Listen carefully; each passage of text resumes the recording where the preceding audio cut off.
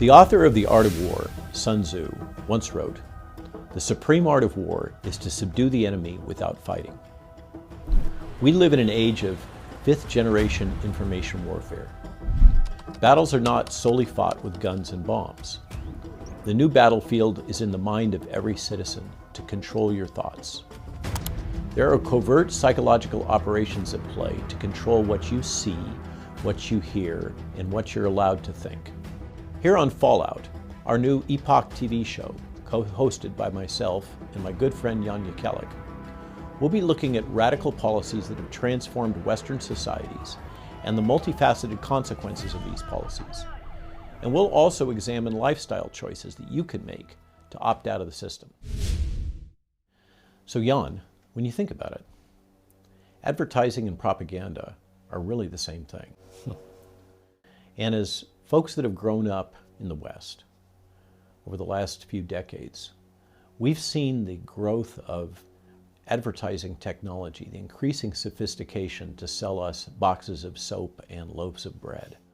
But as it's been deployed and evolved, we've all learned to see it and see through it. So we've become more immune to the tech. We need to learn to do the same thing with fifth generation warfare. Well, so I got to ask, how do you define fifth generation warfare? Neither of us are experts in fifth generation warfare. We've both been subjected to it for years now. And we've kind of had a learn on the job experience as we've been on the receiving end of it. And it's really a phrase that's used to describe the most modern, highly developed aspect of the gradient of warfare that starts with sticks and stones, goes through battle lines and tank warfare, to asymmetric warfare where you have a non-state actor essentially being a guerrilla force against a state. And now in the modern embodiment, where fifth generation warfare is this world in which propaganda and psychological operations, the deployment of psychological technology on people to convince them of a narrative, has become increasingly the mainstay of modern warfare. You know, and the thing that I find most disturbing about all of this is that it's actually, people just have decided that it's a moral thing to do this in the first place. We're now in a world in which governments are justifying the active use of this technology against their own citizens. This is tech that was developed for offshore combat, but now is being deployed against the citizenry. And often, of course, these people try to redirect blame for what's going on to other parties. This gets to this point of, it's another key characteristic of fifth generation warfare. When it's properly performed, you are unable to see who is behind it. The receiver of the information, essentially the subject of the warfare that's being manipulated, is completely unaware of who's doing it to them. You know, I've been saying that I think this is truly one of the defining issues of our times. And as many viewers of American Thought Leaders know, I've been talking a lot about this, the ability of this structure now to manufacture the perception of consensus, and how powerful that is actually for affecting people's behavior and actually believing what is true and what isn't. So, you know, why don't we do this first episode? In this first episode, why don't we actually talk about some of the tools that are being employed, looking at, you know, actually some of the official tools in the toolkit of the U.S. military. There was this fascinating recent report from the House Committee on Weaponization of Government and the Judiciary, in which staffers reported on CISA, the Cybersecurity and Infrastructure Security Agency, and its activities. And what they documented is that during the COVID crisis, and even before and since, with agendas like climate change, the government has deployed the same exact technologies that they have been claiming other individual or state actors have been deploying against the U.S. government to manipulate information. What CISA has done on their website, cisa.gov, is to lay out a series of examples of how information warfare or mis and dis and malinformation are used by third parties to craft and manipulate what people are thinking and feeling. And what I found fascinating when I read this is that, to my eye, these things that CSIA is listing are actually what are being used against us by the government, and not just the US government, but virtually all of the Five Eyes governments, the UK, Canada, US, New Zealand, and Australia. These same techniques are being actively deployed against citizens. So while you're on that, I just want to mention, let's just define these really quickly for people, because the malinformation part, a lot of people don't even understand that concept. The idea that information that's actually true, that goes against the correct prescribed narratives that the government is putting out. That's just a bizarre term to me. Yeah, it's totally Orwellian. Mm-hmm. So misinformation is information which is inconsistent with the approved narrative from the United States or some designated third party like World Health Organization. But it isn't being spread for political purposes. It just is different from the approved narrative. Disinformation is misinformation which is being deployed for political purposes. So if I'm spreading a different narrative than the approved one, and I'm doing it because I want to get somebody elected or advance some political agenda, then that's disinformation. As you mentioned, malinformation is completely Orwellian. That's information that someone is spreading, which might cause discomfort or problems with the government because it's contrary to their approved narrative, but it's actually true. So the first two are untrue information according to the government. The third one can be true information according to the government, but the government doesn't want it shared. So one example of this technology that CISA lists are people who cultivate fake or misleading personas and websites. So we see this all the time. We call them bots and trolls, bot armies, etc. And we can see intentionally fake information being placed on websites. This is one of the reasons why Russia Times is often suspect. And I think there's a number of the kind of activity associated with the CCP. Well, so there's, of course, a lot of people are familiar with the concept of the 50-cent army. So we have tens of thousands of people who are paid a little tiny amount per post pushing government narratives, basically, or CCP narratives. Yeah, and in the UK we have the 77th Brigade, which is loosely affiliated with their military and is paid. So you have common people sitting in their apartment getting their ration from the government to post stuff on the internet that serves government interests in the UK. And this is really true. It's been documented that we've had this kind of activity happening with most of these governments now. Epoch Times did a great piece where they documented, because of Freedom of Information Act, the Foundation for CDC using this type of approach of surrogate armies, essentially gang stalking, funded through the Foundation for the CDC to the public good projects to shots heard around the world, which would then notify an army of influencers on social media to go attack this person or that person or try to defeat this or that narrative. So there's lots of examples. So in gang stalking, just for the benefit of our audiences, that's when a whole bunch of people pile on to a particular person, sort of extreme bullying from a large group of people. Yep. There's another one now, synthetic media, that's come to fore. And that's particularly intriguing, and I think we're going to see a lot of it in this next election cycle. Here we are in 2024 now, where this artificial intelligence technology, and there's old school deep fakes and synthetic media also, where people just use Adobe Photoshop and edit things on past tweets, etc., I've experienced this where people create synthetic tweets and then circulate it out as an effort to delegitimize me. And just for the record, you know, synthetic media, I've only heard that term fairly recently, right? But it's basically something that really looks like, for example, an official Epoch Times post that someone screenshotted, but it's been modified to tell a false story, right? But it has that feeling of credibility.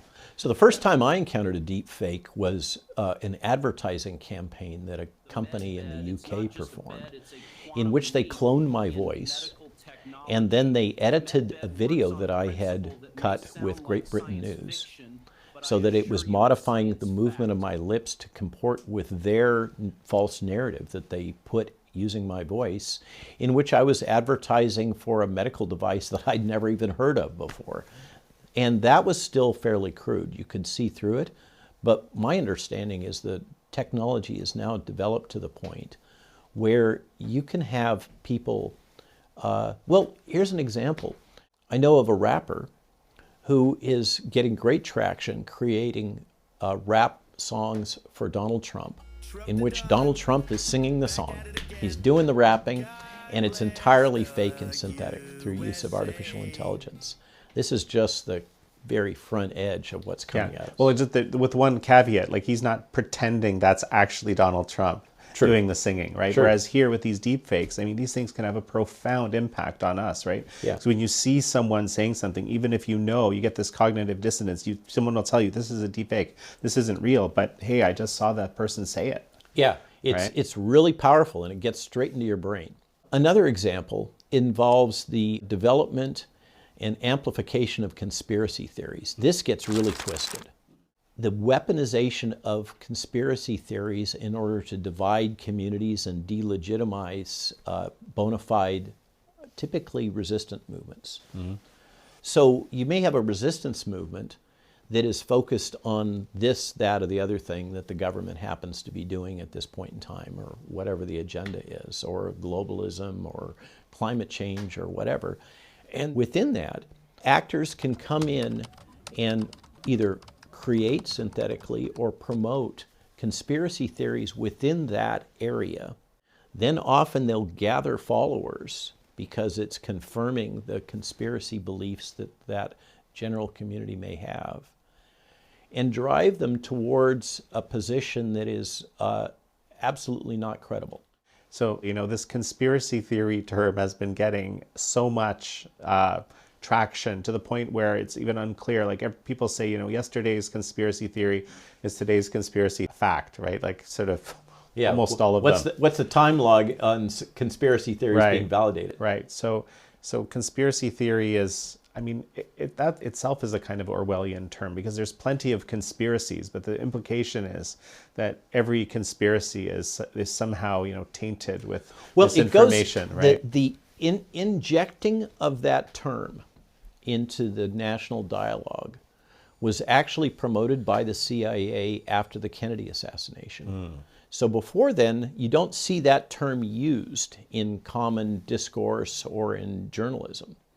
But it was intentionally inserted as part of this Operation Mockingbird activity that happened, that the CIA has been involved in for since mid-century, since its founding. And let me just jump in on Operation Mockingbird, because that might, you know, a lot of people might be familiar, but, you know, this is, you know, Operation Mockingbird was disclosed, I think, in the church report. Basically, it's CIA operatives are working in the media. In some cases, the media owners or actually know that that they're agents. In other cases, they don't. There's a famous quote that was used in this context that it's cheaper to buy a journalist than it is to buy a prostitute.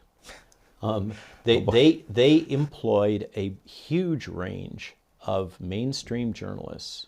By the way, they also employed a lot of academics, but that was kind of downplayed in the church report. So there's this long-standing integration of the CIA into reporting in corporate media that, as I said, it goes back to mid-century. It goes back to the founding of the CIA, and it still continues to this day. People think that it was stopped after the Church Commission, but that's not actually what, I think it was Colby that was the director at the time, and then Bush. They didn't actually prohibit it. What they did is they said, well, we're no longer going to support basically the main journalists, and they had this, Bernstein documented over 200 mainstream journalists working for the New York Times, etc., that were masthead people. We're no longer going to do that, but we will continue to support I think the slang is the stringers, people that write the articles that then get placed. They don't always have their name at the masthead, etc. So the CIA has absolutely continued this activity. And now it's not just the CIA, but it's FBI, it's the entire, you really have to think about the intelligence ecosystem in the United States. It's not just one agency. Well, and there's another sort of confounding element here, right? Because, for example, looking back to the Obama administration, right?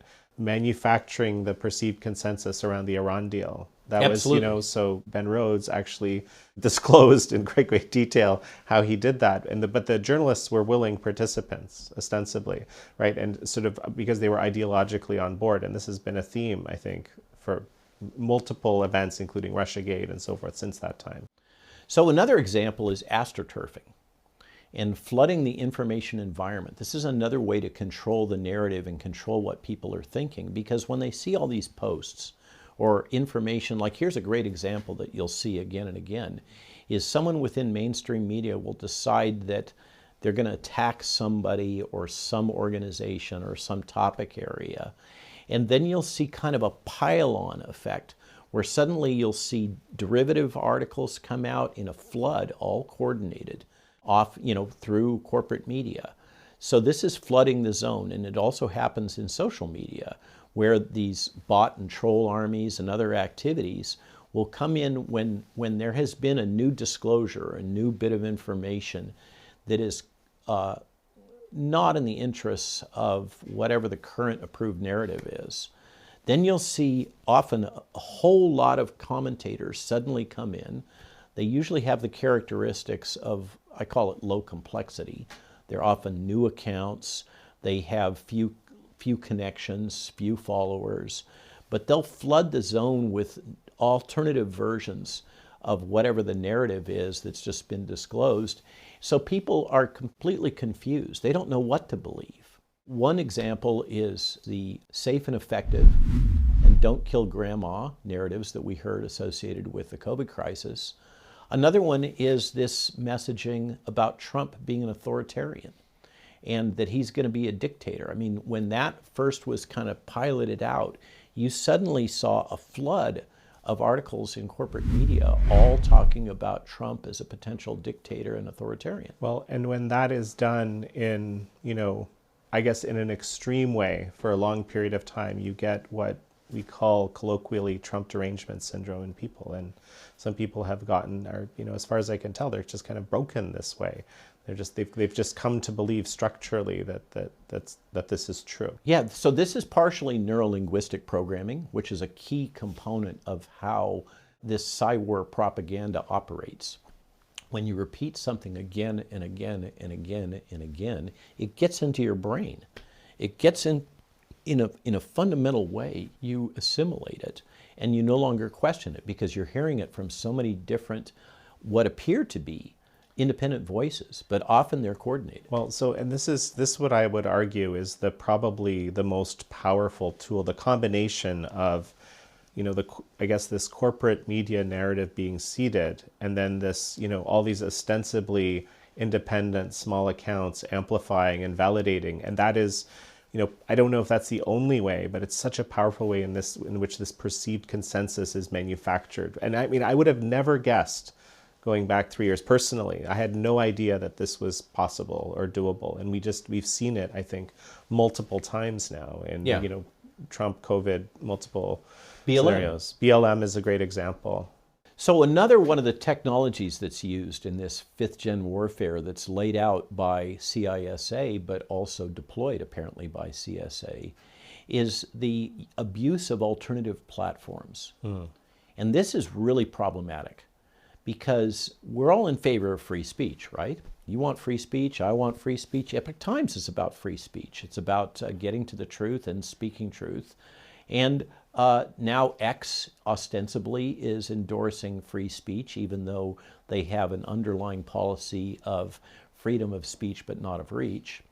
But there are some platforms that are completely open and committed to free speech, and some of them have biases. One of those is Gab, and another one is Substack. And to just focus on Gab for a minute, Gab has a complete tolerance of, for example, anti-Semitism. And what you see on Gab is the abuse of that platform, and I think a lot of it is directed. I think that one of the strategies that is deployed on Gab is false voices, these artificial accounts that promote really rabid anti-Semitism statements. And what it does is it kind of normalizes anti-Semitism within that platform. And if you tolerate, if you don't kind of quickly get rid of them or something like that, then the bad actor can say, "Hey, you're actually responsible because you endorse this. Yeah, you support you can it, right?" you can be accused of endorsing it just because you don't delete it or don't speak out against it. So that's a great example, and it illustrates the problem. We're all in favor of free speech, and yet these really ugly narratives can be aggressively injected and weaponized in ways, including to delegitimize people intentionally. Right. So in this bizarre, twisting landscape of fifth-generation warfare, you never really know what's real. You never really know who is acting and why and what their real agenda is. And of course, that's all by intention. And this is, one of the reasons why at Epoch Times we take a bit longer sometimes to kind of figure things out, I think, because it's really hard to sift through what's true and what's false and what's been planted. And we've seen a lot of that, frankly, to later to discredit you, right? So precisely. I think one of the most amazing examples, you remember the New York Times headline when that hospital got hit with a rocket attack in Gaza. And first they were blaming the Israelis, and then the narratives changed, and they were so quick to jump into the approved narrative that they got the story wrong. And then they had to flip their headlines when they found out what the true information was, sometimes going a little bit slower, particularly in true journalism, is important. And it's one of the problems when we get locked into this nanosecond news cycle on X and these other platforms, is that often the narrative can develop and run away before it's actually been validated. But that can be used and weaponized. Another example that CISA points out is the spreading of targeted content by third parties. And the way this thing works is if you can find somebody who has a fairly large following on the social media platform and get them to retweet your content or repost it, then it goes out to a much larger audience than you yourself might have had access to. Something very enticing, something very attractive, obviously, right? And I got caught up in this once myself. If you'll recall, there was a video that was very compelling back when everybody was talking about died suddenly, these sudden death events associated often with young men in sporting events. And there was a compilation that was quite compelling about this, showing all these video clips of young men dying on sports fields. And when I saw it, I thought that it was bona fide and was a great example illustrating the point, and so I reposted it. And that then got amplified. I thought nothing more of it, until 2 months later I got a cease and desist letter from the parents of one of the young men portrayed in this video, who it turns out had died suddenly on the field before COVID ever happened, before 2019. And so I had inadvertently caused pain to these parents without even realizing it. I had no idea that that particular clip was even in the montage. It was just one of many. Yeah. But that's a great example of where you can, if you're not careful about what you're reposting, you can inadvertently be used to spread false content, and then that in turn can be weaponized against you. Absolutely. I've also, even I have a much smaller following, I've also learned to be, very, very careful of this. And this is just scratching the surface. These are just like the official tools that we are being pointed at. And as you mentioned, right, this is a robust, growing discipline, academic discipline, as we speak, with huge amounts of money being thrown at it. Rapidly evolving. All these techniques are evolving in real time on social media. We're both watching it happen. It's being deployed against us. It's being deployed against me, against Epoch Times, against my physician colleagues. And we're learning at the same time those that are deploying these kinds of mis- and disinformation strategies are learning about how to do it better, how to better manipulate the public. You know, Robert, as we finish up here, I can't help but remember this Ghost in the Machine recruiting video that is a bona fide military recruitment video that I think kind of recounts a little bit of, you know, what we've just been talking about today. Yeah, I first found that clip, it's over a year ago now, and I've used it in a lot of my fifth generation warfare lectures.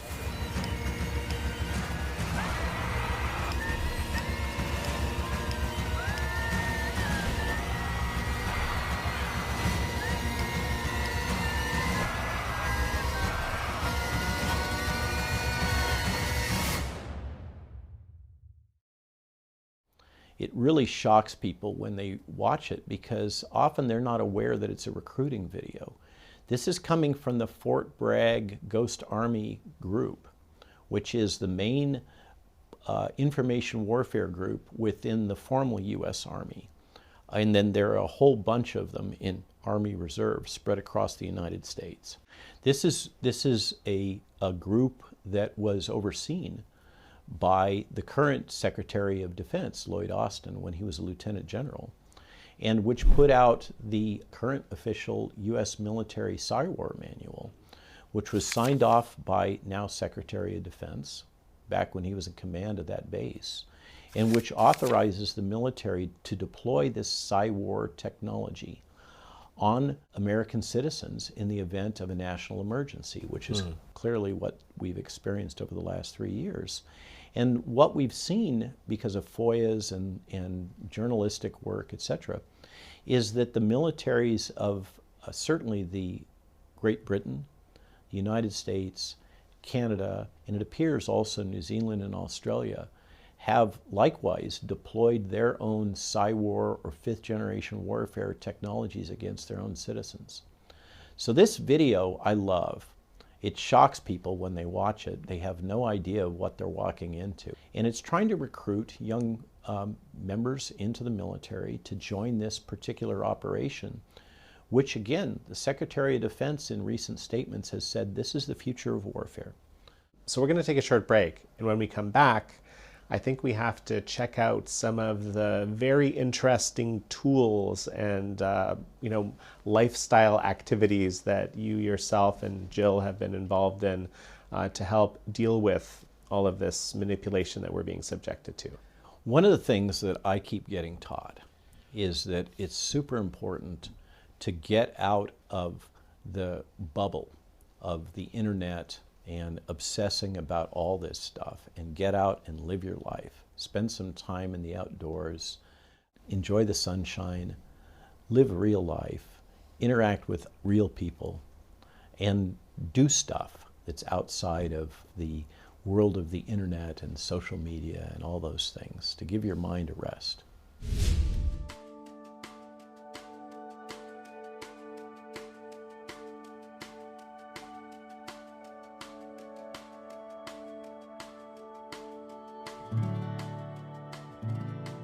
So Jan, thanks a lot for coming down to the farm. Meet Jade. Jade is a Lusitano stallion. And you asked before, why did Jill and I have horses? A lot of it has to do with the fact that when you're with the horses, you have to set that other world completely aside. You have to be in the moment with the horse. The horse isn't able to talk to us. They feel everything emotionally, and they are really sensitive about picking up all of your emotional signals. So for us, riding and working with the horses is kind of a form of meditation. We have to be quiet, we have to be calm around them, peaceful. Any tension or anger, we have to park. And the reward is that in those few moments where we are able to bring all the learning and training that we've experienced to bear, suddenly there's this strange fusion where you and the horse become one. And it's addictive. If you ever feel like that, you never forget it. Now, I'd like to introduce Tad Coffin. Tad is a local farmer, has a string of thoroughbreds, and he happens to be the Olympic double gold medalist in horseback riding. And the other thing about Tad is that he goes back to an era. He was trained by former cavalry officers from Europe, some of the top riders in the world. And so he kind of embodies that oral tradition that goes back centuries in European military riding. And that's, I think, a large part of why he's been so successful, is because he has that knowledge and skill base that he's inherited from centuries of excellent riders. Yeah, so when we work together, there's nothing new that I'm going to teach you that's of my own invention. You know, it's all this wonderful oral tradition. And I'm so fortunate to be the recipient of that. So look forward to sharing that with you. Oh, absolutely. I have a particular love for horses. Always have. I don't know why. And so where did your love for horses come from? Oh, from an early age, from my mother. You know, she was an avid horsewoman, and I just have always appreciated them insofar as the fact that they've been such a part of our civilization and the forming of our nation. You know, can't imagine America being what it is without horsepower. So I've always appreciated that, and I've always enjoyed the relationship I have with them. You know, it's hard to characterize it exactly, but it's just an affinity. So what is the most important thing I should know for our time together? I think that the idea of having a presence on the back of the horse is being your number one influence. And that presence is complicated to break down, but it's just best described as an overall mental and physical attitude of engagement with the horse, right? And rhythm and balance, you know? I'm looking forward to giving it a shot. Good. Yeah. Cool. So you always got to start off slow to let them warm up, get their muscles moving. The way I approach it is the key thing you want there is the horse to be relaxed, because you kind of set up the whole relationship during the warm-up. A dressage whip or bat, and it's basically another communication tool. It's not used to beat the horse in any way, but rather to provide signals, like, for instance, move your backside over a little bit more or whatever. Right. If you notice as Tad is riding, you hardly notice him move. Right.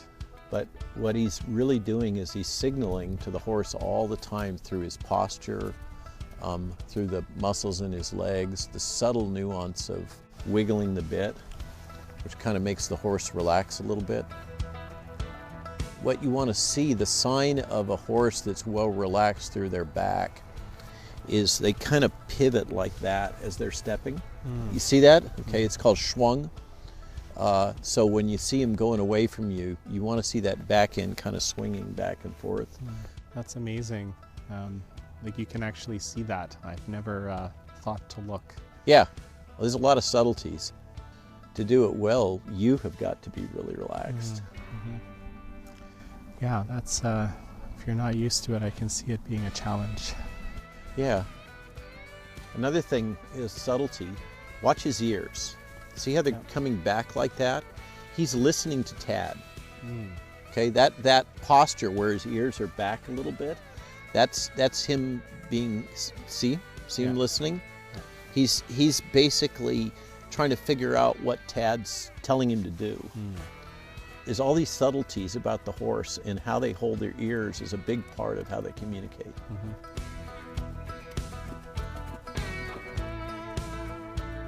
Wow, okay, let's try it.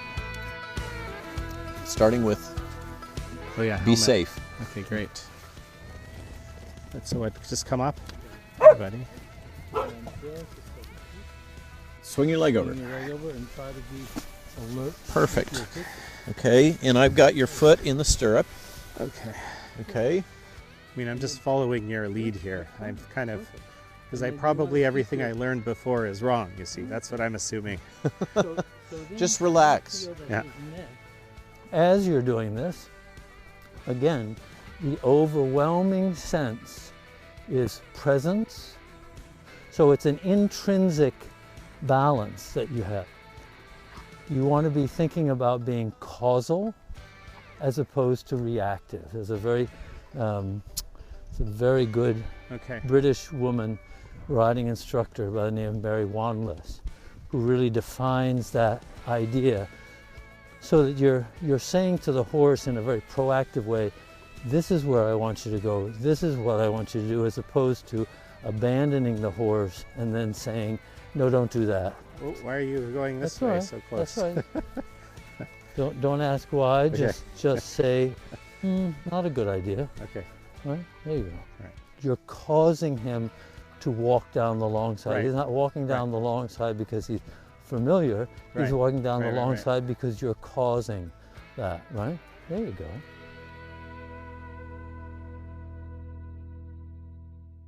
Well, that's it for this week's segment of Health and Home with the Malones. Thanks for being here, and we'll see you next week on Fallout.